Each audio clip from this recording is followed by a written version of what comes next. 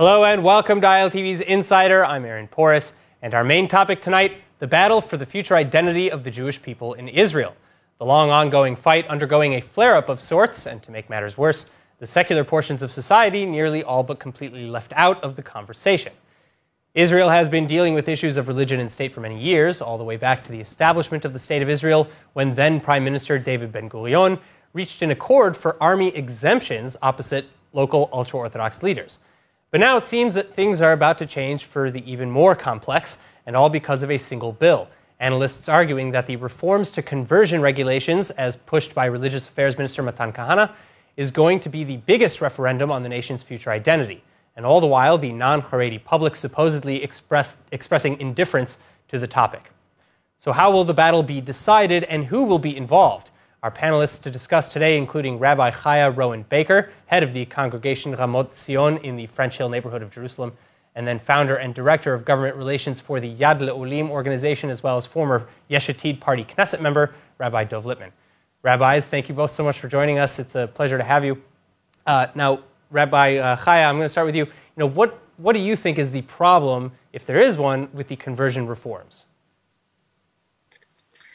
I think it goes back to what you started out with. It's a huge problem for a Jewish state to have a situation where many of the Jews in the Jewish state don't really care about being Jewish. They may be Jewish. By definition, they are Jewish. But when you ask them about their Jewish identity, much of it revolves around being in Israel, having been born in Israel, serving in the army, being loyal citizens to the state of Israel, without much connection to what does it mean to be Jewish? Why is it important to me? How does it manifest in my daily life? And why is it important to continue? And without answering all those questions in a positive way, there really is no future for a Jewish state. And it's a huge problem to have this disconnect of so many of the Israelis from anything, any idea, any concept, any notion, any urge to develop Jewish identity and to act on it. And I don't mean becoming religious, becoming shomer mitzvot, becoming observant. I don't mean that everyone needs to become observant now. I really honestly believe that every single Jew who's connected to their heritage can express themselves Jewishly in a wide variety of ways. And I think that's crucial for a Jewish state. So, Rabbi Lippman, I'm going to pass it over to you as well, and just bouncing off of what Rabbi Bקר said, I don't believe personally that religion in and of itself is the prerequisite for Jews to express themselves as part of the Israelite nation. So how does that work out into this conversation? Well, you go back to the beginning of the State of Israel and you talk about someone like Prime Minister Ben-Gurion, who was not religiously observant, but I'll be honest, he knew the Bible, he knew Tanakh far better than I know it, and he was aware of where he comes from and where we're supposed to be heading to because of that. And I think that's why I definitely agree with the sentiment that was expressed, that we need to get back to some of those basics. I'm asked all the time when I travel around the world, because I don't advocate that there should be any kind of government authority in any way coercing anybody to be religious. I certainly hope people be inspired towards greater religious observance and spirituality. But they ask me, how do I see a Jewish state? I do believe there are core Jewish values that come out of our ancient texts and our ancient tradition, which we all can agree to. And those relate to how we get along with one another. These get along with how we relate to those who are around us. These relate to so many issues that are just not even on the table. I was a member of Knesset, and I was tasked with some very important roles of legislation. One is called Tsar Balei Chayim, protecting animals from unnecessary suffering, the environment, public health, such really things that we can all agree about. And we focus so much on the things that we disagree about. And I think it would be wonderful if we had leadership driving us towards that place, which said there are core Jewish values and traditions that we can all agree to. Let's stop focusing on all the things that polarize us and separate us, and let's at least get back to those core issues. And that, when we do that, Aaron, I do believe that young people growing up here will feel inspired and excited and proud to tell the world that they're part of a Jewish state. And I agree that at the moment, I don't think you see that sentiment running throughout Israeli society. So let's bring this back, though, to the conversion reform issue and how that is driving a wedge, so to speak, between the public. Back to you, Rabbi Baker.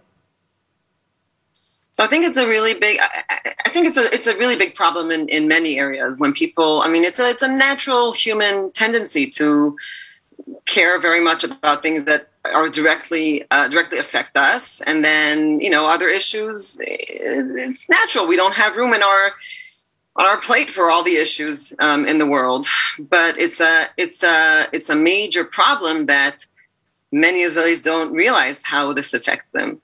First of all, it's a major issue with so many people in Israel coming from the former Soviet Union and coming from countries in Africa. Yeah. I don't want to mix the issues, but the centralization of conversion according to a strict and not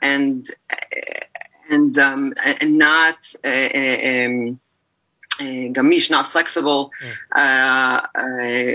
authority is a problem. But it's a wider problem than that. The issue really, I think, is that it ignores centralization like this, ignores the fact that there is a variety of ways to be Jewish, and there's a variety of legitimate ways to be Jewish, a wide variety of legitimate ways. So, Rabbi, it sounds like both you and Rabbi Lippman are advocating for the abolishment, at least to an extent, of the rabbinate. Am I correct?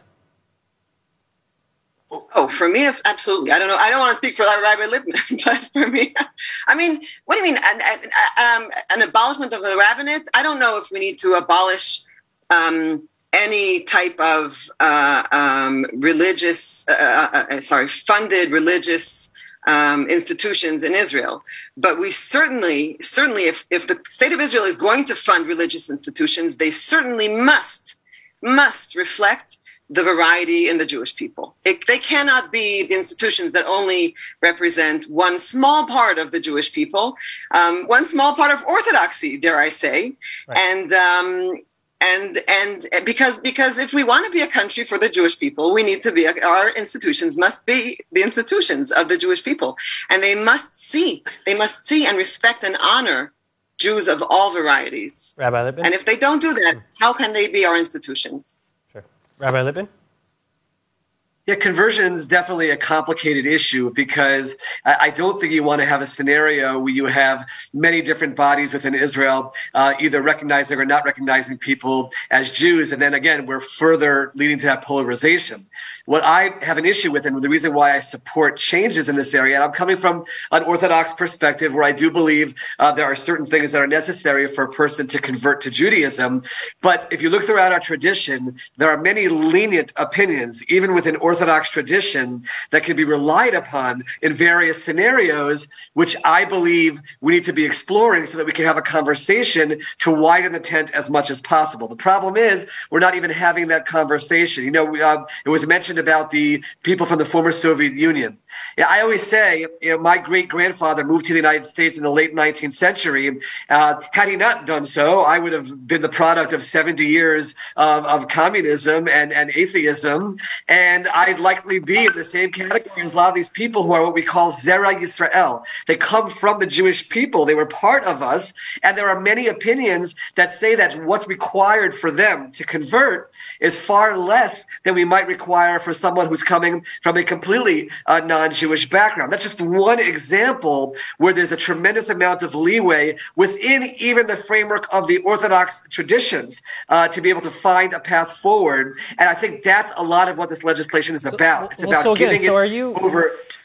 Well, so again, are you for the abolishment of the rabbinate and replacing it with maybe a different regulatory service, or just the heavy reform of the rabbinate?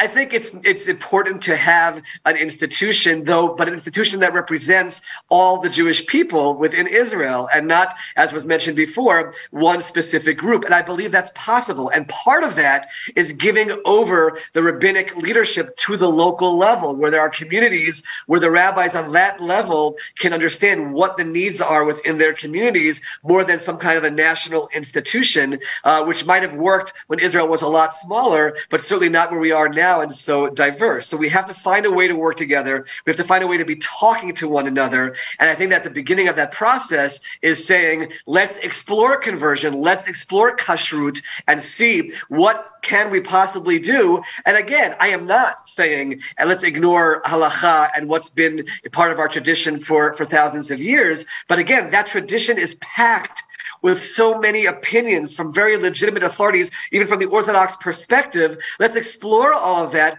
And as I always say, let's try to use the rabbinate not to cause problems, but to find solutions. That's what the goal should be. And hopefully we're shifting in that direction.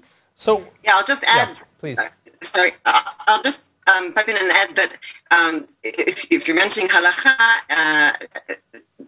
I just want to say the conservative movement, conservative Judaism, conservative conversion is a halachic process, and it's a big challenge to, we might not even agree on what it means, what we both mean when we say halakha, but I think Rabbi Lippman's point is so important about how we have to have a conversation together. We have to all acknowledge that we are all influencing one another, whether we like it or not. Whatever we in the conservative stream feel, think, respond has to do with what's going on in the Reform movement and what's going on in Orthodoxy. And what happens in Orthodoxy also has to do with what's going on in conservative Judaism and in Reform Judaism. And we all reflect one another, we all respond to one another, we all influence one another. So if that's going to happen anyway, and it's going to happen because that's the way of the world, if that's going to happen anyway, let's do it together. Let's do it as a joint effort. Let's acknowledge each other, respect each other, listen to each other, and have this be a process of learning and growing and positively influencing one another, rather than delegitimizing and finding what's wrong with the other and just sort of pushing your heels in deeper and deeper and not being willing to converse. So jumping off of what both of you have said, that we need this conversation and it needs to be between all of the factions, all of the different streams across the spectrum of religious observance. Why then do you think that there is a gap where the secular society should be at the table? So in terms of secular Israel, that's a whole other discussion, which we haven't even, we've touched on a little bit. But I don't really love the term secular. I think that people are connected Jewishly in all kinds of ways. And I've discovered in my time, especially in politics, dealing with a lot of people in the quote-unquote secular world, that they are a lot more connected Jewishly. I'm sorry? So the non-ultra-Orthodox or the non-conservative, maybe. Oh, okay, fine. Understood. Because I think you have to be very careful, because people, who are not ultra-Orthodox still can be very religious. In fact, sometimes more spiritual. It's not all about the titles that we give. I feel that when Israel was first started, again, Ben-Gurion was trying very hard to keep things as unified as possible, and I think we have to applaud him for that. And therefore, a lot of agreements were made with that in mind. The exemption from the military was only for a couple hundred people, if I remember correctly. It wasn't what it is today. So that's a classic example where he gave it for 400 scholars. And by the way, I think that broader Israel would agree that let's give 400 top scholars the ability that's good for the Jewish state to have people who are studying. But now it's, close to 70,000 or so. It's a whole different reality. And I don't think we've adjusted towards that reality. And I want to emphasize something, because you were asking me about the non-ultra-Orthodox society. I can tell you, Aaron, and everyone who's watching, within the ultra-Orthodox society, there are so many changes that are taking place and adaptations that need to take place. For example, I work very hard in the area of employment and general education, things that they didn't want to have. So when we talk about status quo, keep things the same, not only does that have to change in terms of broader Israel, that even has to change within the ultra-Orthodox world, which is growing and changing and transforming and needs various things to change in terms of its policies as well. So that's why I, as a rule, reject this notion of status quo, nothing changes. Of course, things change.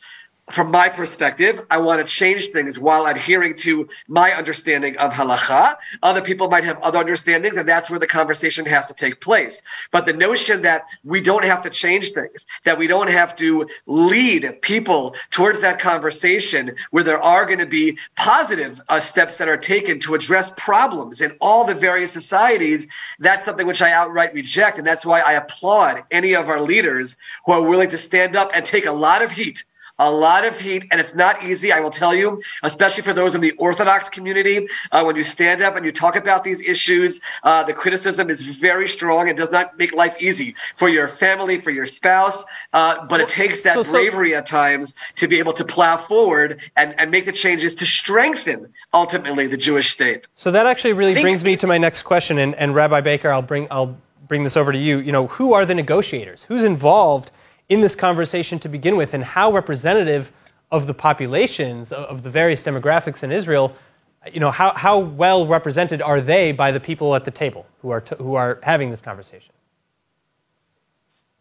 So obviously, unfortunately, they're not well represented. Until now, the discussion was really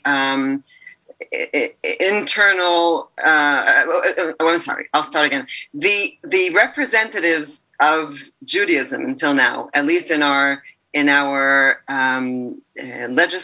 legislative institutions, has been ultra-Orthodoxy, and as Rabbi Lippman said, even that is not unified in its voice.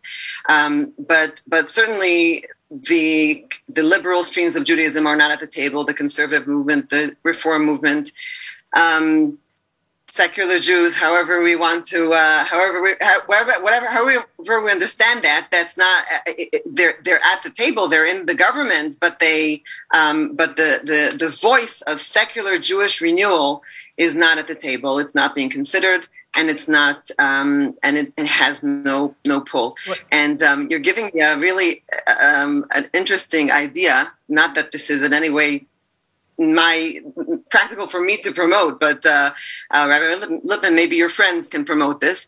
If we're talking about excellence in the army, right? We have you mentioned before 400 outstanding students to study Torah, and it is a good thing. We want the study of Torah in Israel, right? We want to have excellence in the study of Torah in Israel. That's one of our values. So just like we have sportai mitztayen and musikai mitztayen, right? The best musicians of each class and the best athletes of each class. Instead of serving in the army, they serve somewhat in the army, but as their army service, they develop their special skills. Let's have Talmid Torah mitztayen and mitztayenet. Let's have a group of people who study Torah as their army service from all streams of Judaism, studying Torah together. I mean, that to me would be would be justified. But to answer your question, definitely as I said before, the voices that are not at the table are the voices of the majority of the Jewish people. The majority of the Jewish people is not taken into account when making decisions that affect the Judaism of the Jewish people.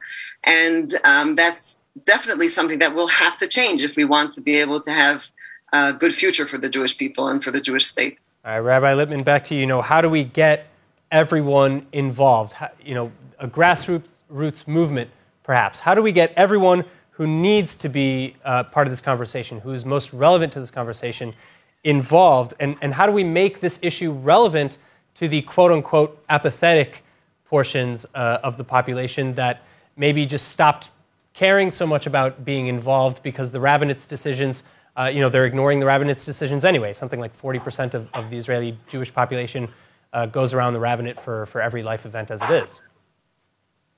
So I always emphasize this point, and I think it has to be made when we talk about this.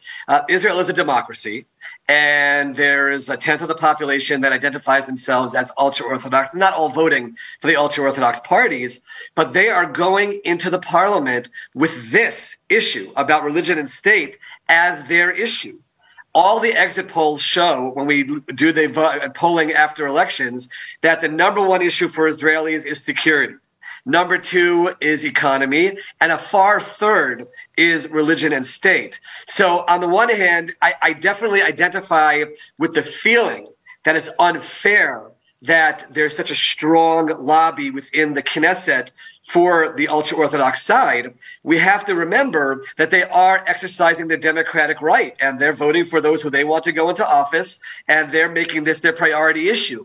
And every prime minister, right wing or left wing, has said, I need to make a coalition. I have to find 61 seats. So for the most part, again, we've had the current coalition, and we had one a few times ago that didn't have that, but they'll give the ultra-Orthodox control over all of these issues in return for supporting their security and economic agendas. So it's easy for the two of us to come along and talk about we need to get together, we need to work together, and we talk about it wherever we can. But there is an element of the parliamentary system which feeds very much into the problem. That's why, and I want to answer your question, Aaron, the current government, regardless of what people think about it, and I don't want to get into politics here in a broader sense, but on this particular issue, there is a moment of opportunity because they do have 61 and they do have the ability to make legislative changes. Now, keep in mind, even if they do that, the next government can come in and can undo it, which is what has happened in the past.